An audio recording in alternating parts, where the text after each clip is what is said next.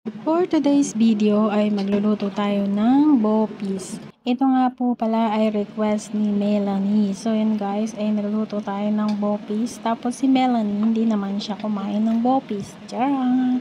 Ayan na guys, parang naglilihi, diba?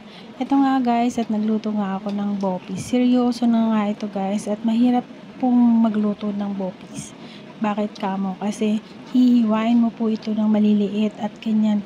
Konting pasensya talaga at hiwain mo yung radish ng ganyan kaliliit at saka yung carrots at tapos yung mga laman loob, hiwain mo ng ganyan kaliliit guys.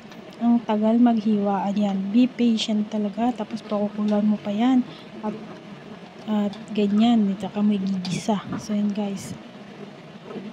Ayan mga guys, at nilagyan ko to ng maraming sili. Hindi ka pa maanghangan, ewan ko na lang. So ayan guys, at favorite na nga yung bopis na yan guys. Ayan. Please comment naman po hanggang saan nakaabot ang video na to, at ako'y minamalat na guys. Ang aking pinakamasarap na menu ay ang bopis. Ayan guys. Thanks for watching and God bless.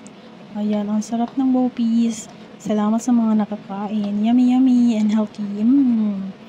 I love you all. Miss Ayusin here. Thanks for watching. Please give me thumbs up, like, share, and comment down below. Love you all. Bye bye. See ya.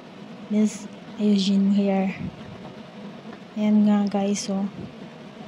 Kumukulo-kulo pa rin. Ayan, kailangan ba patuyuin natin to ng water para pagmamanti-mantika yung ating masarap na bopis. Ayan guys, naigahan na nga ng water, oh. Ayan, oh. Tinahalo-halo ko pa nga hanggang matuyuan ng sabaw. Ayan. So yun, luto na nga po ito guys. Timplahan nyo lang po ng patis, seasoning, paminta, sili, ayan guys. So masarap talaga yung ating bopis na yan, promise. Please comment down below naman dyan guys. Thank you.